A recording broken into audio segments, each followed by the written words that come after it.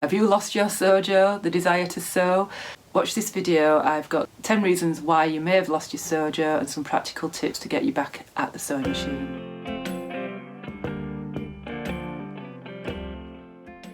Hi, welcome to my channel Frugalisama. My name's Sam, where I talk about all things sewing and dressmaking. Today is day 29 of 100 days of sewing, where I'm going to talk about losing your SewJo and ways to get it back. But first of all, I'd like to say thank you to everyone who's subscribed so far and has been watching these videos. You don't need to watch them in any particular order, but basically I'm just trying to put together a series of videos for anyone who is either new to sewing or if you're sewing on a budget.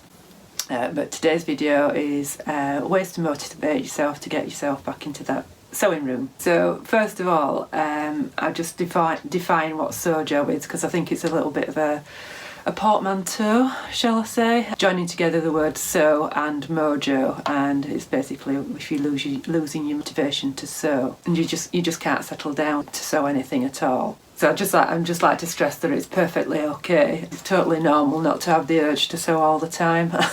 I'm probably abnormal in that I do have the urge most of the time. Yeah, just don't stress about it too much. Take a break. Your sewing machine's still going to be there for you when you do finally get the urge again, and just take a break. It's just a hobby. It's supposed to be fun. But I'm presuming that you're here because you've taken a break and you just can't get back into sewing. I think it's quite important to get to the root of why you've lost your SewJo. So I've identified 10 reasons. There's likely to be more, but just for the sake of brevity, maybe if you can think of some more, leave me a comment below. So number one, futility. So yeah, I mean, at the moment we're all going through these strange times, and it probably does seem a little bit futile or pointless. Sewing all those lovely things that we like to sew for. Personally, I had 2 weddings to plan for and a holiday this year, one of which has happened. I've had one wedding, but yeah, it just seems a bit pointless, and those are the exciting things to sew for, really, aren't they? Holidays and things like that. But I'm going to mention the C word, early doors. We've got Christmas just round the corner.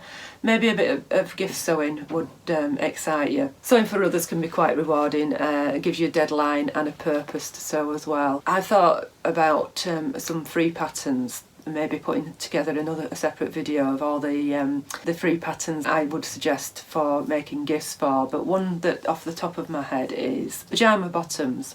5 out of 4 patterns of a great little pyjama bottom pattern that's free. It's unisex and it's quite a wide range of sizes.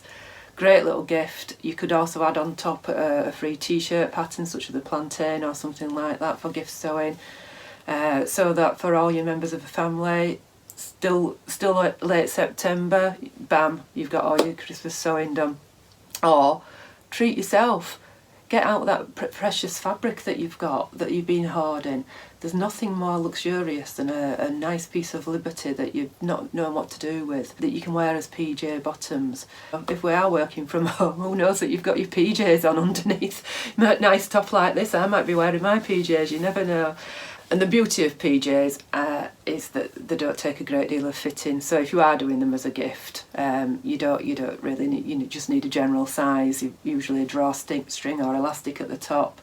Same for something like dressing gowns and things like that. You know, the great gifts. And how smug are you going to feel? You're halfway there. You've made a start. So that's one little solution over the futility problem. The other one is maybe you've just reached peak stuff. My wardrobe is absolutely crammed full of handmade clothes. Last count, I had something like 80 dresses that I've made. Don't wear them all. I do wear quite a lot of them, less so now at the moment. If that's the case, but you still got the urge to sew, something that I do is different types of sewing. So you've got like quilt making, bag making, embroidery, hand sewing. You're still sewing, but you're not actually adding to too much in your wardrobe, and it scratches the sewing itch as well. You know, if you've got the urge to sew, but you just reach peak stuff. That's a good one. Or change creative hobbies completely. Many of us are crafty anyway, maybe crochet or knitting, or if you can't do those, maybe then now's the time to try baking, journaling, not for me, but drawing. You know, I can't draw for toffee, but all those sorts of things, they're all great things to get the creative juices going. The second reason you may have lost your SewJo is fit. Fit's a huge one. It can be quite discouraging if you're making quite a few things and they just aren't fitting you very well. I don't know if you know or if you were a member of Craftsy. They have a great fitting class that I took many years ago by Linda Maynard. And at the moment, if you were a previous member of Craftsy that went to Blueprint, that's gone back to Craftsy, they have given me a 45-day free premium membership. So you can go revisit either some of the old classes that you've taken or sign up for new classes. I think they started at the end of August, so you've still got a couple of weeks left of that. Another free fitting course, if you want to nail fitting, is Alexander Morgan. She's at In-House Studios, so she's not on YouTube, or she is, I've not found her on YouTube, but she does have her own website, and she's got lots of advice out there about fitting. But I think really something that's more structured is probably best bet with fit. Looking at the particular problems you have, whether it's full bust allowance that you need or shoulders, there's so many stages to it. My top tips about fitting is, and this is what I got from the Linda Maynard class, is you start from the top down. So don't do your bust darts until you know your shoulders are fitting. Start as high up as you possibly can and work down, because if you do your bust darts and then go onto your shoulders, your bust darts are going to move. It's common sense really, but you don't think about it until it's been pointed out. So yeah, time to nail down the fit issues that you've got by taking a class. Alternatively, just do something that's not fitted. This Chelsea Raglan that I'm wearing now, there's no bust darts in here, it's quite a boxy shape. Your Mandy Boat tee, the same, both of which I've done a sew along for if you're not too confident. And yeah, just go for something that doesn't require a lot of fitting so you don't get too disheartened by it. So the third reason that you may have lost your SewJo, and slightly related to the fit issue, is sewing fails. We've all had them. Sometimes it just feels like you're having one after another. My first word of advice on that is just be kind to yourself. Would you be as critical with a friend as you are to yourself sometimes?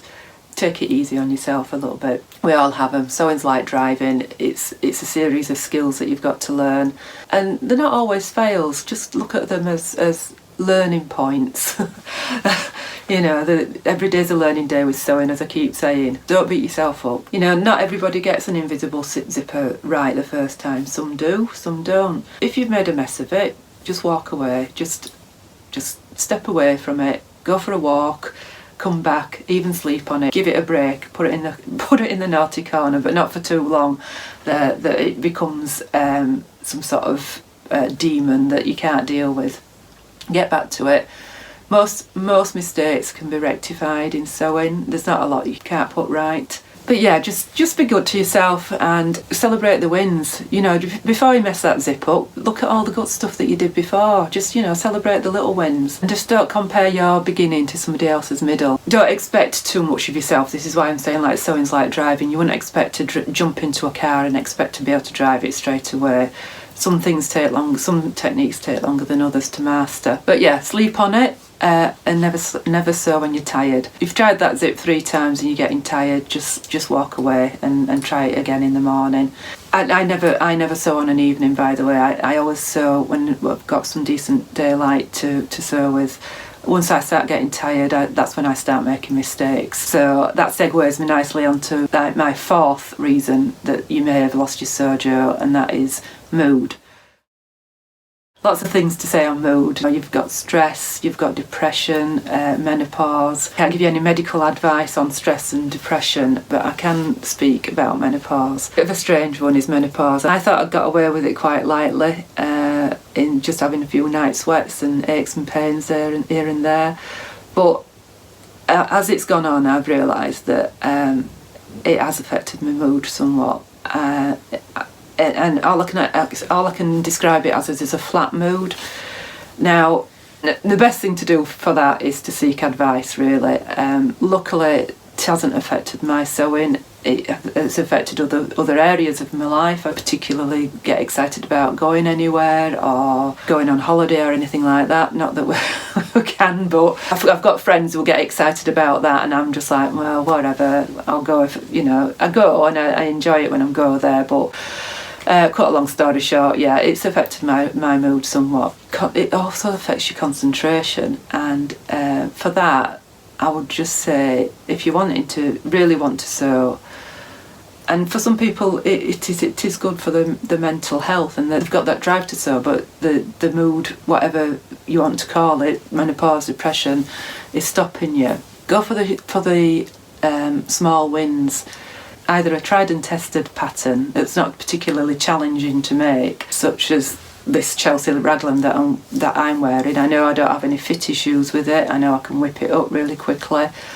Everybody's got a favourite pattern, or something that doesn't require a lot of concentration. So hand sewing, or some sort of needlework where you can let your mind drift. That sort of thing, or just sewing 10-20 minutes batches. It's surprising how much you can get done in 10-20 minutes before your concentration goes, and they add up over a period of time. So deal with it that way if you do feel the inclination to sew. But yeah, although it's not affected my drive to sew, just recognise that could be something that's affecting your drive to sew. It might not be affecting you in other ways, but that could be something. So I would definitely say seek advice from your GP if you feel that's one of the reasons. It could, you could have a think about it and think, oh yeah, it is affecting me in different ways. I think easy wins fits into a lot of these categories actually. Just get yourself in there, 10-20 minutes. I'm not saying that you can whip up a top in 20 minutes, I can't, but just whatever your concentration lasts, just do 20 minutes here and there. You'd be surprised what you can get done in lots of 20-minute increments. So number 5 is season. It's not something that I thought about actually much, but I think during the summer months a lot of people don't want to be particularly in the sewing room when they can be outdoors. I'm not a sun worshipper, but I do like to go walking. That's the sort of thing that you do during the summer months. We've all got different hobbies for different seasons, and that's absolutely fine. You just take it up whenever. In the northern hemisphere now we're going into autumn, so as the days are drawing shorter for me, I don't tend to sew on a dark evening, so I tend to try and sew during daylight hours. That's when my other hobbies kick in, such as sock knitting. If you don't know how to knit, I wouldn't advise socks being your first project, but if you do know how to knit, beware, sock knitting is quite addictive. And a good little tutorial, if you've never done socks, is by Tina in Simply in Stitches. She taught me how to do socks on a 9-inch needle. I've tried the 4 needles, but I just find it much easier. So yeah, take up your other hobbies, the crochet, knitting. I like to read about sewing. The one that I'm reading at the moment is The Seamstress by Maria Duenas. It looks like a really old-fashioned cover. I know it's a library book. It's going to be really good, is that? I'm only 100 pages in, but it's going to be really good. If you've watched any of my videos before, you probably know that I work in a library, but I work in a medical library, but reading's a big part of my life. And I'm never without a book, but I do love to read about reading. So that's what I do on the long winter evenings. For those of you in the southern hemisphere coming into spring, that's probably a great time to start planning to sew. New season, fresh start, all that. And I think planning is a massive part of sewing. And although you're not at your sewing machine, whatever season you're in, if you're just lacking the motivation, sitting down and doing a bit of planning is a great motivator for me. So yeah, if you'd like me to put together a list of sewing related books, I'm happy to do that part of my series. I've got quite a few that I've read over the years. So number 6 is boredom. Maybe you're just not feeling it, in terms of you're not pushing yourself enough. You know, you're not finding it challenging enough. I think that's probably the time when you start upping your skills a bit. Maybe it's the time to start a more complicated project, such as a blazer, the Jaquista blazer, or jeans, or something like that. I do see some people sewing the same thing over and over again, and that for me personally would bore me. You know, it's good to hone your skills and nail a skill, but you can do that. You don't have to do that in the same sewing project. But yeah, maybe it's time to take that craftsy course that I was talking about earlier. Take on a project that requires different skills to what you've got. There's always something to learn in sewing, and you just take on a project that requires different skills and techniques that you've already add to your armoury of skills. And there's usually always more than one way of doing something as well. So maybe it's time to change things up a bit and try a different technique for gathering or inserting a zipper. Have a look on YouTube and see if there's different ways to how you normally do it, and honing a skill that way. Or maybe your current patterns just aren't inspiring you. You've got a lot of patterns and fabric, and they're just not inspiring you. Maybe now's the time to do that pattern drafting course, or just grab something that's ready to wear that you love. Call it rubbing off when you're copying an existing pattern. Maybe it's time to have a go at that. It is actually relatively quite simple. Loads and loads of tutorials on YouTube to do it. It's one thing copying pieces of a pattern. It's another thing working out how to put them together, and that's using a different part of your brain. And I find that really satisfying, in how to put things together without pattern instructions. Absolutely love doing that. Or maybe it's your fabric that's not inspiring you. Maybe you've been through all your patterns and your fabric, and it's just not doing it for you. Find a pattern that you love. Go online, have a look for some more fabric. Buy that damn fabric. Treat yourself. You know, as long as you're buying it with intention, you know what you're going to use it for, and you're not just stashing it and hoarding it. Why not? If you can afford it, why not? So the 7th reason for losing your SewJo is time. It's a biggie for a lot of people, especially if you're working and you've got children at home. And I've no magic solution for making more time in your day, but I do have the old timer trick. I talked about this in my 20 tips to sew faster video, whereby you set yourself a timer and just get your head down and crack on. You need to be able to say to your partner or your children or whatever, look, this next hour or whatever is mine and mine alone to sew. Set your timer for, I've got 20 minutes on here because that 20 minutes one of my magic times, for an hour. Move your phone, come offline, and just crack on. You will be amazed at how much you can get done in an hour. I've got quite a few tips of how to use a timer for your sewing, so leave me a comment below if you'd like me to run through a few more of the tips for using the timer. Be more productive when you're sewing, I would say, rather than be more productive when you're sewing. But yeah, it's good to negotiate that time. It's me time, as I call it, and I think it should be made part of your day if that's what you need. Time's something that you're struggling for. I think it's particularly hard at the moment if you've still got, hopefully your children have gone back to school, but if not, I think it's been tough for quite a lot of people. So number 8 is inspiration, or lack thereof, and dreaming and planning are all part of sewing. The actual time spent at your sewing machine is probably very, very small. In fact, I did do a little bit of an experiment in a shirt that I made that took me 4.5 hours to make, but only about an hour and 25 minutes actually sat at the sewing machine. So it is only a small part of sewing. The actual dreaming and planning is a big, huge part of it, and maybe have a look at what fashion designers as opposed to pattern designers are doing. If you're getting a bit bored by your own pattern and fabric stash, have a look and see what they're doing, and see if you can find a garment that really takes your fancy and recreate it yourself using a pattern that you found that was very similar. If you look at the fold line, Kate at the Fold Line goes, each season goes around the high street, finds sort of what the trends are, and then she finds a pattern to match. But you can do that yourself. What the trends are might not necessarily be what you want to wear. I certainly don't want to be wearing high-end Vogue inspired fashion. It doesn't fit in with my lifestyle. But yeah, if you can come up with something that's inspired by Vogue and recreate that yourself with a pattern and in your own fabric for a fraction of the cost, that's amazing. You know, it's just we can do that as sewists. We have that power. Just the drawing out of your ideas can just get your SewJo going, and like I said before, maybe draft your own pattern. Personally for me, I like to go through my own fabric and pattern stash and try and pair things up.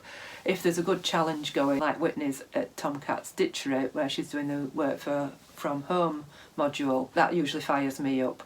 So good challenges, if you ever have a look on Instagram and Pinterest and things like that. So over 50 have pinned to their highlights and their stories the challenges for each month. So coming to the end of September now, but there's this Sew Yourself Sustainable that's going on.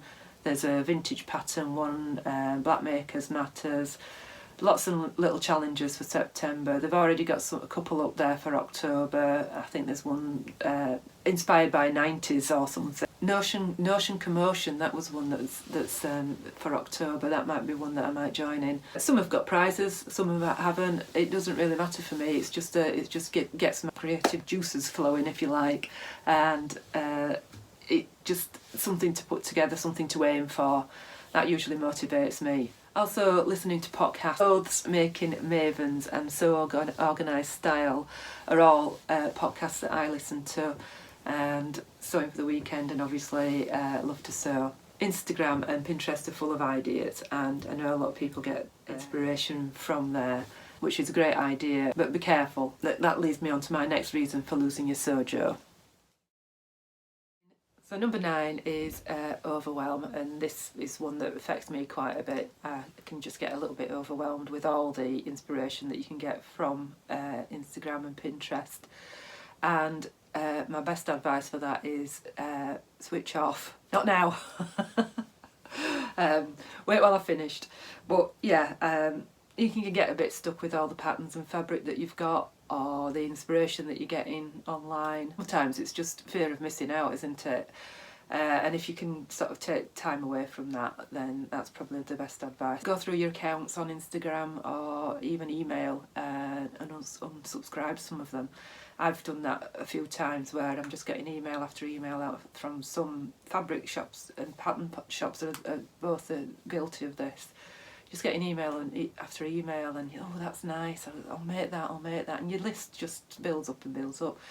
We've probably all got enough garments anyway, you know. We don't need to make everything just because somebody else has made a really lovely one on Instagram. You know, just narrow it down a little bit. So, or maybe you've accumulated just too much fabric and patterns, and you just don't know where to start. Like I said before, go through what you've got, see what sparks joy, and start from there. It's all a bit Marie Kondo, I know, but it does, you know, it does have some value. That's why it's popular. It has some value. Find that bit of fabric that sparks joy. Get that precious fabric out and sew it. You know what are we saving it for? Just get it sewn. Go through your wardrobe and see where the gaps are. This is a good one. Usually done for me seasonally, but how many dresses does a person need and no tops? Take pleasure in making the basic stuff. Doesn't have to be a fancy dress. I know none of us are going anywhere particularly at the moment, so it's absolutely fine to make jeans and t-shirts or pyjamas, whatever. But remember, this is supposed to be enjoyable. If it's starting to feel like work, then it's time to take a break. For most of us, we're sewing, we're not making a profit from this. Some are, I know that. If it's starting to feel like work, then take a break, go for a walk. A bit of fresh air and exercise, it will rejuvenate your spirit. So number 10 is space. Not a lot I can do about what space each individual has. If you've watched any of my videos previously, I sew in the dining room. I don't have a special dedicated room. I had a look round and we found a bit of a dead space in that dining room that wasn't being used. I went out and bought a table, and having that table with my sewing machine set up makes a huge difference to my motivation to being able to sew. So have a look around, see if you've got a spare room somewhere, a little office, or you know, if you've got a spare bedroom that you can easily convert back into a bedroom, if it's only a spare one, that when somebody occasionally stays, it makes a heck of a difference if you can keep your machine out and be able to sew whenever the mood drives you. And also, by the same token, if you really can't do that, if you really haven't got the space, just time yourself to see how long it really does take to set up. Back to the old timer again, but I think you might be surprised at how little time it does actually take to set up. And that could be a big demotivator when in your mindset is you're saying, oh, I've got to do all this before I can start sewing. You might find it only takes 5 minutes. And if you've only got 20 minutes, that's 15 minutes of sewing, isn't it? And it probably won't even take that. Depends where to keep it. Obviously, if you've got to go up into the attic for your sewing machine every time you want to sew, then it's going to take you longer.